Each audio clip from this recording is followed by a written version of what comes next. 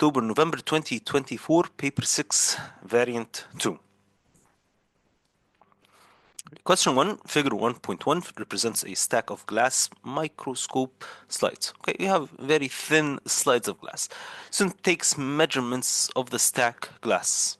Okay, the sides of the stack have been covered with tape so the student cannot count the number. He cannot count the number of slides you have. Okay, but he can measure the length, the width, and the height. Can you measure the length, the width, and the height using your ruler? Yes, I can measure them using the ruler. What would the length be? Okay, if you start measuring using your ruler, the length would be what? Length would be, yes, 7.5. 7.3, 7.4. Again, your readings might be slightly less than the marking scheme, which is quite normal. Okay, the readings might be slightly less than the marking scheme. Why? Because the printing, when you print this paper, it kind of decreases. Okay, it kind of decreases the actual length. So the actual length was 7.5. If your reading is around 7.3 or 7.2, that would be acceptable. If your reading is around 7.3, 7.2, again, it would be acceptable, but the actual reading was 7.5. The width was what? The width was 2.5, okay, 2.5, yes, and the height was 1.3, okay, the height was 1.3. Again, if your reading is less than 7.2, for example, for the length, no, then something's wrong. Repeat the reading again. It should be around 7.3, 7.2. That's your reading. Write down, okay, let's write down the mass. What is the mass of the cover slide? So the mass to the nearest 0.1 grams. What is the mass to the nearest 0.1 grams? 57.9. Okay, that's easy. To the nearest 0.1 grams, not to the nearest 1 gram. If he said to the nearest 1 gram, it would have been 58 grams. Yes. Can I find the density? Yes, I can find the density. Mass over volume, so you have 57.9 divided by the length times the width times the height, 7.5 times 2.5 times 1.3, 7.5 times 2.5 times 1.3, which gives you a density of what? Let's calculate it together. 57.9 divided by 7.5 times 2.5 times 1.3. 2.375. We wouldn't write all of that down. We can write down 2.37. Yes, or you can say 2.4 maybe. 2.37 or 2.38. 375, so it's 38. The unit. What would the unit be? Yes, grams per centimeter cubed, right? Grams per centimeter cubed. This is the unit. Teacher writes down the mass and the thickness of a single microscope slide. So you have the thickness of each slide, the mass of each slide. Use your answers to BI, okay? Use your answers to BI to estimate the number of microscope slides. BI. What is BI? What was BI? BI was the mass. The total mass of these slides was 57.9. Total mass was 57.9. The mass of one slide is 4.2. Can I find the number of slides in one? Yes, I can find the number of slides. Basically 57.9 divided by 4.2. What's 57.9 divided by 4.2? This is 13.78. It's what? 13.78. Can I just write it down as 14? Yes, I can write it down as 14. Can someone else say, no, I want to write it down as 13? Yes, you can write it down as 13. It's acceptable, Okay, you don't need to round up. In this question, you do not need to round up. You might round up if you'd like. Just write down 14. Or if you want, you can write down 13. Why? Because you don't, this is the number of slides. This is not, for example, the total mass or the total whatever. This is the number of slides. Okay, you're finding the number of slides. Total mass was 57.9. The mass of one of them is 4.2. For example, the total mass could have been a bit off. It could have been more or less than 57.87. So if you divide by 4.2, you might have either 14 or 13, but it has to be a whole number. It has to be a whole number. Okay? It could be 13 again. Yes, it could be 13. It could be 13 or 14. Yes. Can I use my answer to A to obtain another estimate? What was my answer to A? The answer to A was length, width, and height. The thickness. The height was the thickness of each slide. So the height, which was the thickness of the all of the slides together, 1.3. Can I use the thickness of one slide, which is 0.11, to find an estimate, of the number of slides? Yes, you can do that. How can I do that? 1.3 divided by 0.11. So 1.3 divided by 0.11. Okay, what's 1.3 divided by 0.11? This will give you a reading of 11.8. Again, for this one, you can write either 11 or 12. You have to write it down as a whole number. Okay, you have to write it down as a whole number. Why? Because this is the number of slides. You cannot have half a slide. You cannot have half a slide. So the whole point is, for I, what did I do? I found the mass, which was in BI, total mass divided by the mass of one of them. Total mass, that's what I did. Okay. Total mass divided by the mass, okay, of one slide. In I found the total thickness divided by the thickness of one slide. Divided by thickness, that's all I did. And 2, it is 11.8, so I can just write it down as 12. The two quantities can be considered to be equal or within the limits, and he wrote down the limits of experimental accuracy to be 10%. Okay, thank you.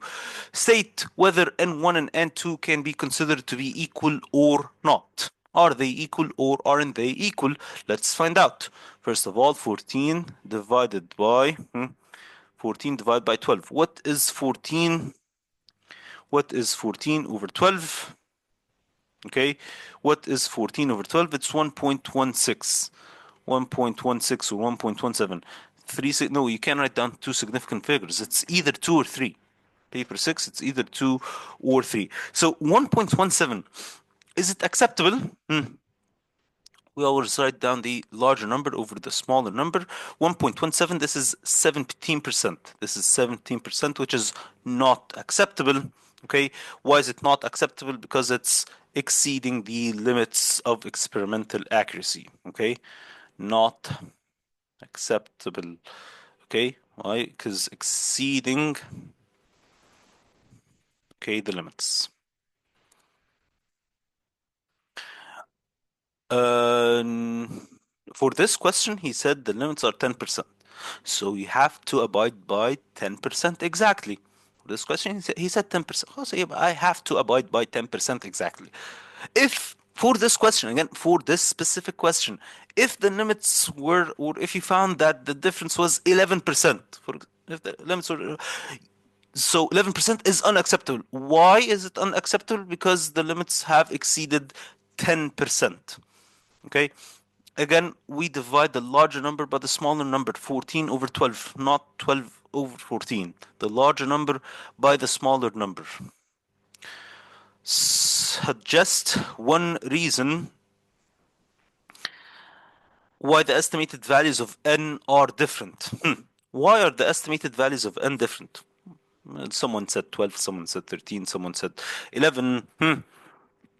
Because not all of the slides have the same thickness, or not all of the slides have the same mass. That is one value. Yes, not all of the slides, okay, of the slides have the same thickness or the same mass. Not human error. Not human error. No. Hmm. In Dino, write it down as 1.17 to find 17%. You don't need to round up here. Okay, question two. Student measures the resistance of a light emitting diode.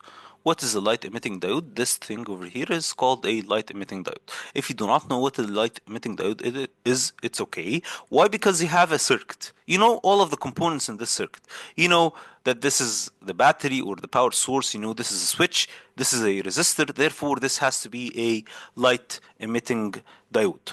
Okay. Now, the student connects, okay, the voltmeter to measure the potential difference across the 220 ohm resistor. Close the switch. On figure 2.1, draw the symbol for a voltmeter connected to measure the potential difference across the 220 ohm resistor. Can I draw? Yes, that's easy. This is a voltmeter.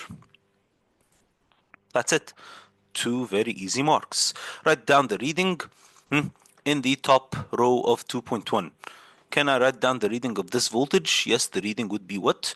Yes, it would be 2.4 volts. So I'll write it down, okay, in the top row.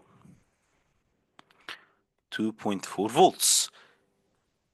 Can I find the current if I have the resistance?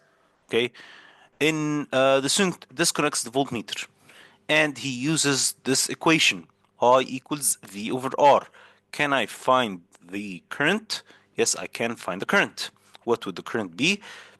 V over R, basically 2.4 over 220, right? 2.4 over 220, which is 0.0109 or 0.0109. 0.0109. You can write it down as 0.011, right? 0.011. This is the current. Now, can I find the resistance of the LED using this equation? V over I, VQR, which is 2.4. Okay. Okay.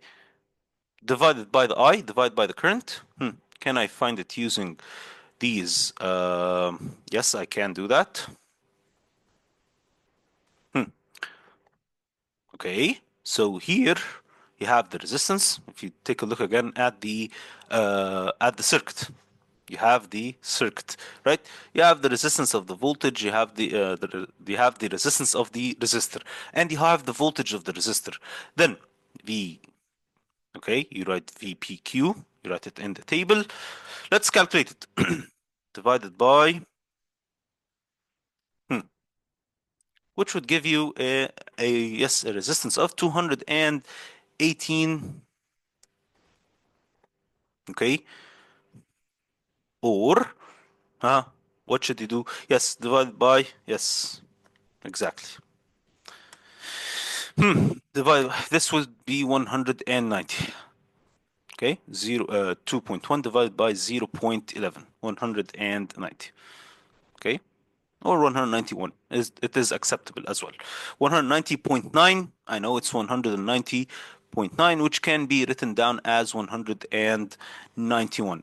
No, 218 would be wrong. Why? Because he used the voltage of VPQ. He said use which voltage? Use voltage of VQR, which is what? Which is 2.1. So what you need to do is VQR 2.1 divided by 0.011.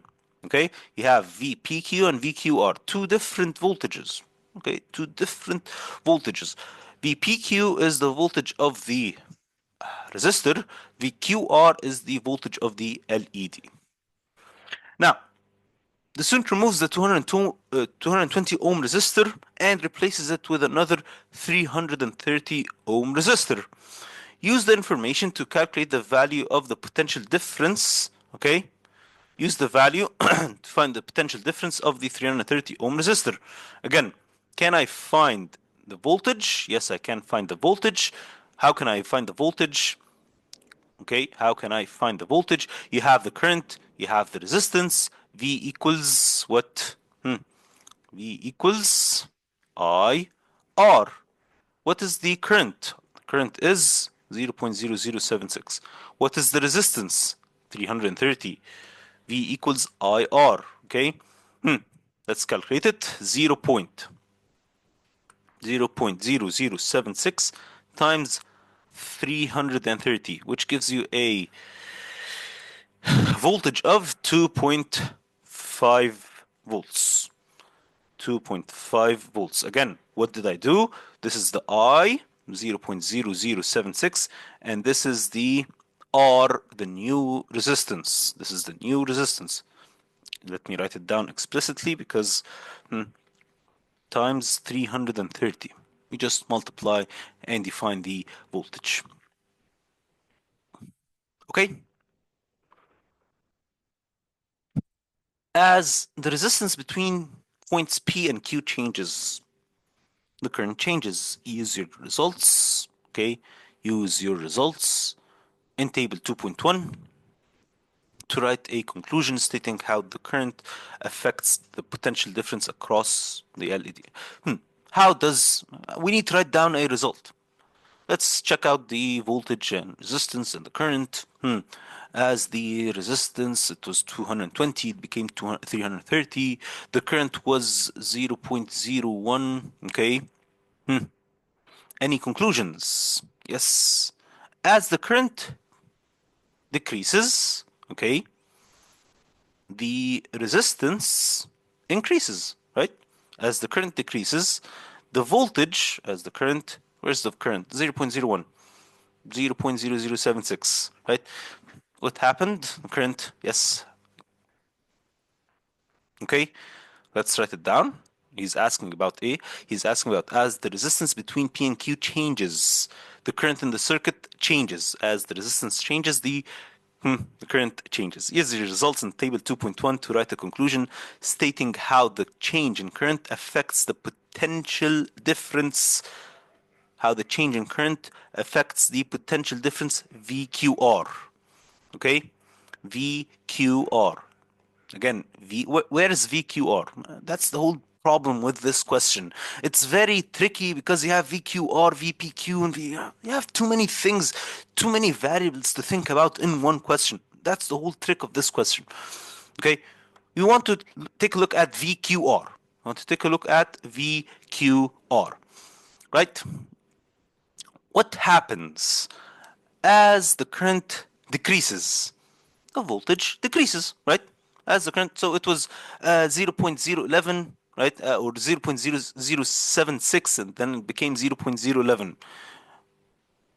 Is this current increasing or is it decreasing? Please, please bear in mind that this is actually 0.0110, and this is 0.0076. So technically this was 110, and technically this is 76. I know this is the point of confusion. This is the point of confusion because it was 110, it became 76. It was 110 and became what? It became 76. So technically, what's happening to the current? What's happening to the current? It is decreasing. Therefore, VQR, that's the question. VQR is decreasing. It was 2.1, became 2. It decreases. Yes, it decreases. So let's write down the first point. As the current decreases, as the current decreases, VQR decreases, right? What about the resistance in the LED? What about the resistance? The resistance of the LED as the current decreases, the resistance, what? The resistance increases. Yes, the resistance has increased from 190 to 263. Okay, and the resistance, okay, of the LED increases. Okay, I know it's quite tricky. The whole trick is that he's using too many variables in one question. That's the whole point. He wants to trick you. Is it difficult? No, it's not difficult. We just need to think about the variables that we have. We need to think about the numbers. Okay, we need to think about the numbers. VPQ increases. We don't care about VPQ. Honestly, we do not care about VPQ. Okay, he's asking about VQR. He's asking about VQR in this question. Okay, that's why we need to take our time in reading the question.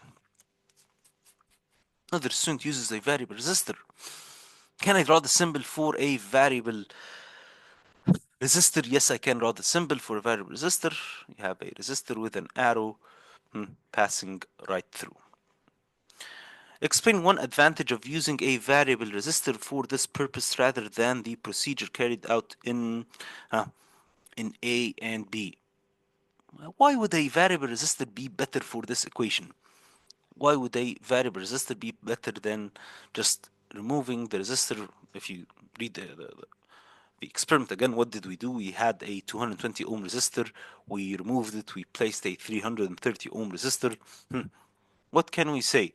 Ability to increase or decrease resistance. Yeah, we can do that. Okay, it's much easier to change the resistance without disconnecting the circuit. Yes, much easier to increase and decrease the resistance without disconnecting the circuit.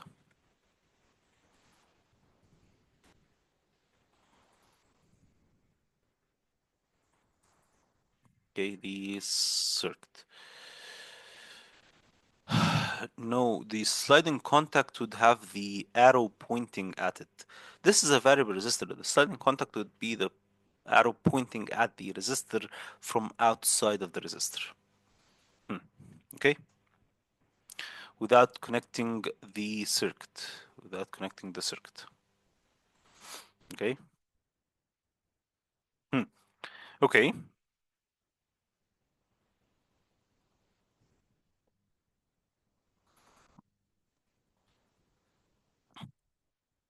Now, question 3.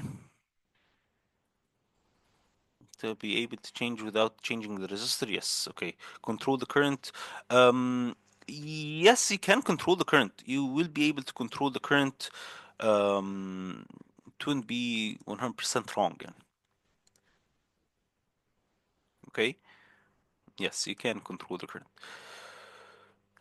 Can I measure the distance D using my ruler? Yes, I can measure the distance D. Distance D would be, yes, it would be 12.1. This is the actual answer. This is the actual. Your readings should be maybe up, yeah, 11.6, maybe 11.7. Okay, the actual reading was what? The actual reading was 12.1. Again, what happens is that the readings are a bit smaller when you print the paper. The readings might be a bit smaller. No, 12.2 is wrong. You have increased the distance. Okay, 12.2 is wrong because you have increased. Actually, if anything, it might decrease slightly. It would be maybe 11.7, 11.6. Even 11.6, that's kind of stretching it. It's 11.7, 11.8 maybe. Okay. Yes, it's due to the printing of your exam. Now, figure 3.1 is drawn to a scale of 1/5 the full size. 1/5 the full size. Can I find the actual distance V? Can I measure the actual distance V? If this is 1/5 the actual size, 12.1 is 1/5. What would the actual size be? What would the actual size be? You need to multiply this number. You need to multiply it by 5. He said 1/5, so you need to multiply by. What's 12.1 times 5? What is 12.1 times 5? Yes, it is 60. Yes, 60.5. Yes, 12.1 times 5 is 60.5. So this is the actual distance. Now, the diagram in figure 3.2 shows an illuminated object and its image drawn to full size. State two ways in which the image differs from the object. Yes, the image is inverted and the image is larger. Yes, the image is larger. Okay, and is inverted. Okay, good. The magnification M of the image can be calculated using the equation shown. M equals V over U. M equals what? V over U. Ah, this image, yes, it is a real image, but we're not asking that much about real images for this question. This question, it's quite obvious that the image is inverted and is large. Huh. Can I find V over U? Can I find V? Yes, V over U. Can I divide 60.5 divided by 20? Okay, I can do that. Divided by 20. This would be 3.025, 3.0, okay, 3.0. This is the magnification of the image, okay? Again, what did I do? I used the values of V and U. From the table, I took the first two values, 60.5 divided by 20, okay? 60.5 divided by 20 would be 3.025, okay?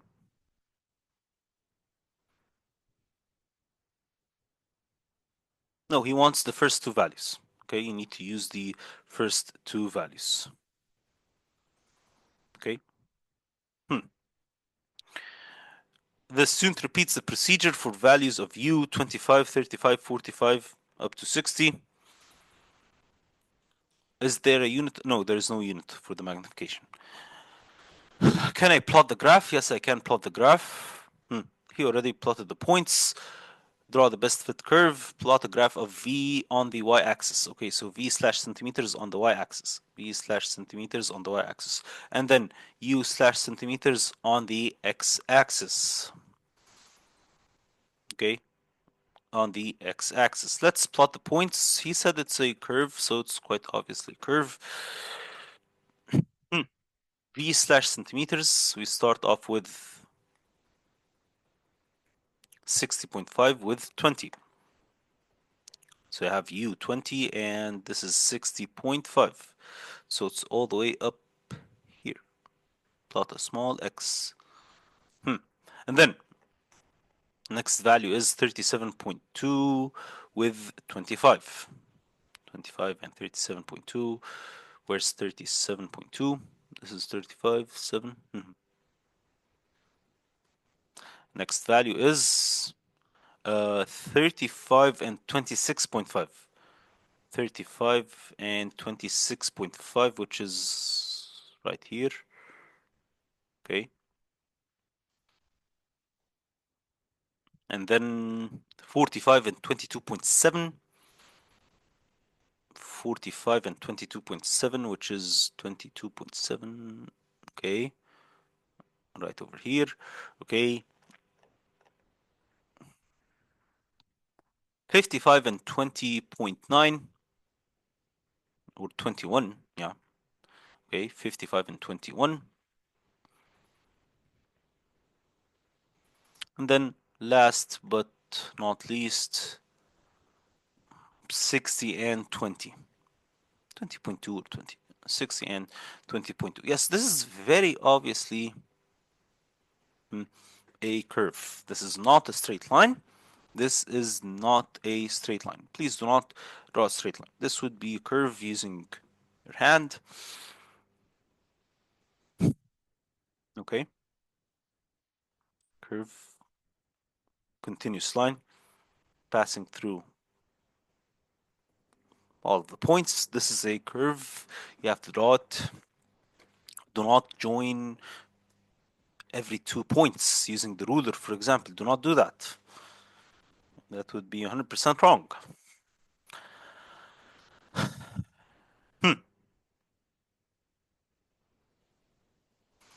User graph to find the value of V when U is 30 centimeters. Show clearly on the graph. Value of V when U is 30 centimeters. Where is 30? 30 centimeters. Okay. Can I find U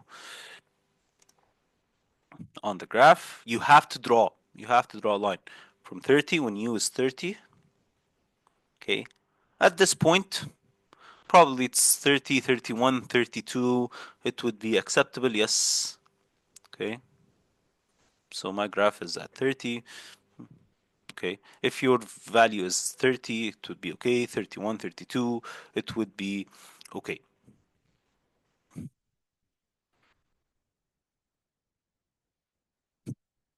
Okay. Maybe, yeah, maybe not up to 32, but maybe 31 might be acceptable. 30.5, yes, it is okay. Yeah, you can write it down as 35.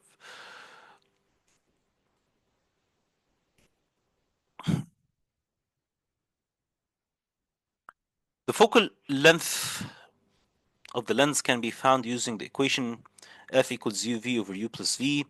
Use the values from u and v to calculate the focal length. Okay, so 30 times 30 over 30 plus 30, which is 15. If your value was 31 or 30.5, it might be slightly larger. 15.1, 15.2, it would be okay. Okay. State one technique that you would use when doing this experiment to ensure that the image on the screen is as clear as possible. Yes, use a dark room. Use a dark room.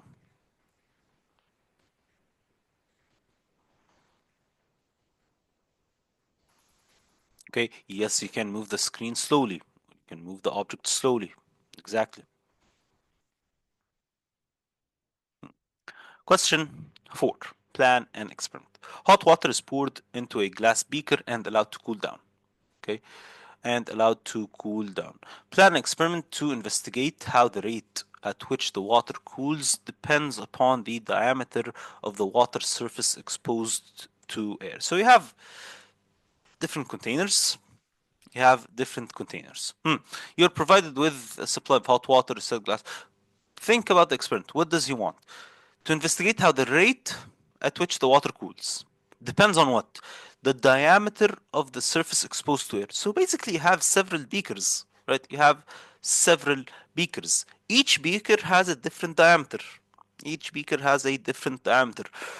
And each beaker will allow the water to evaporate at a different rate, right?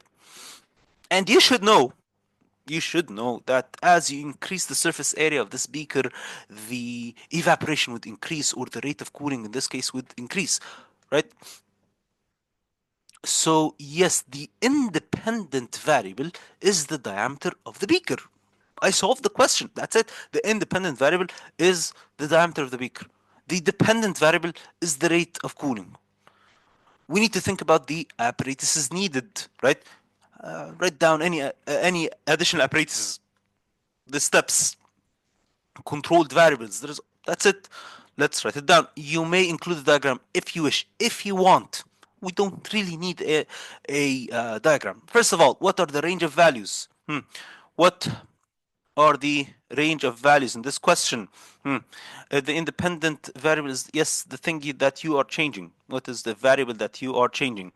What is the range of values? The range of values, the independent variable that I'm changing is the diameter, okay, of the diameter of beaker, diameter of the beaker. So you can have several beakers, let's say 5 centimeters, 10 centimeters, 15 centimeters, 20, and 25 centimeters. So this is the diameter of the beaker. up to 50 cent. Yeah, yeah, you can go up to 50 centimeters. That would be a large surface area, a large, but it's okay. Diameter of the beaker, and then this is the range of. What are the controlled variables for this question? Controlled variables. Huh. Let's think about it. Controlled variables. The initial temperature of the water. Initial temperature of the water. What else? The volume of the water. Yes. The time taken or the final temperature. It's either the time taken or the final temperature. The material of the beaker, yes, it would be acceptable. The room temperature, yes, these are all very nice controlled variables. So first of all, the initial temperature of water. Initial temperature of water. The room temperature. Room temperature. The volume of water. Okay, the volume of water. Let's say, for example, that the time taken is constant. Time taken constant. Okay, if the time taken is constant, then the final temperature would differ. You cannot say that the time taken is constant and the final temperature are constant. You cannot say both. You cannot say both. Either you would have the time as a controlled variable or the final temperature as a controlled variable. Okay, so far so good. What about the apparatuses needed? What are the missing apparatuses in this question? Apparatus. Let's go check the apparatuses that we already have. We have supply of hot water, so we don't need a Bunsen burner or a heater. We have the beakers, okay? We have a measuring cylinder to find the volume. We need stopwatch, we need a thermometer, and last but not least, we need something very important, a ruler. Thank you. A ruler to find the diameter of these beakers. Okay, so we need stopwatch, a thermometer, and definitely a ruler. Excellent. Let's check out the points. So we wrote down the apparatuses, we wrote down the key variables, let's write down the steps and then the table and then the conclusion. Okay, very simple steps, we know them all. What are the steps? What are the steps for this question? First of all, pour the water at a constant temperature, measure the time taken, okay? Pour water at a constant temperature in the beakers. Measure the initial temperature and start the time. Or start the stopwatch. Start the stopwatch. Leave the water for a fixed time. Leave the water for a fixed time. And then when you leave the water for a fixed time, what should you do? Measure the final temperature. Measure the final temperature. If you remember the equation for finding the rate of cooling, you can write it down. If you don't, it's okay. You don't have to write it down. But if you remember, what would the rate of cooling be? To find the rate of cooling, it would be the final temperature, okay, minus the initial temperature, or it's the initial temperature minus the final temperature, okay? The initial temperature. Is it okay if I write it down the other way around? Yes, it is okay. It is okay. The initial temperature minus the final temperature divided by the time taken. Initial minus final over time taken. So this is the rate of cooling, right? We wrote down the steps, we wrote down the apparatuses, okay, the controlled variables, and then we will say just repeat and take average, okay? We'll write this down in the conclusion anyway. Can I draw a table? Yes, I can draw a table. What should I include in the table? What should I include in the table? Final. should I write down the final temperature or the time taken? Controlled variable, I said either or. Either you write down the final temperature or you write down the time taken. In the table, what should I write down in the table? What am I changing? The diameter. Okay, I am changing the diameter. And what is the variable that changes depending on the diameter? For my question, okay, for my question, the final temperature is changing and therefore the rate of cooling was changing. So I can write down, I can have three columns for my table. Okay, I can have three columns for my table. First of all, you have to write down the diameter in centimeters, right? And finally, the rate of cooling. If you do remember the unit, it would have been degrees Celsius per second, right? Degrees Celsius, the one in the middle. You have to include this. It's either you write down the final temperature or the time taken. For my question, I said that the time taken was constant, so I have to write down the final temperature in degrees Celsius. If you wrote down that the final temperature is constant, then you have to write down in this column the time slash seconds. Okay, it depends on what you have done, which is okay. Okay, that's the whole point of paper 6, that you are experimenting. Okay, what is the rate of cooling? The unit is degrees Celsius per second. Again, let me write it down again. Degrees Celsius per second. Okay, and then last but not least, we need to write down the conclusion. What is the conclusion for each diameter? For each diameter, repeat and take average. Okay, repeat and take average. Okay, when you repeat and take average, record the readings. Record the readings in the table. And then last but not least, you have to say compare the results. Compare the results by plotting a graph. Okay, a graph of, for example, the independent variable and the dependent variable of diameter versus the rate of cooling. Okay.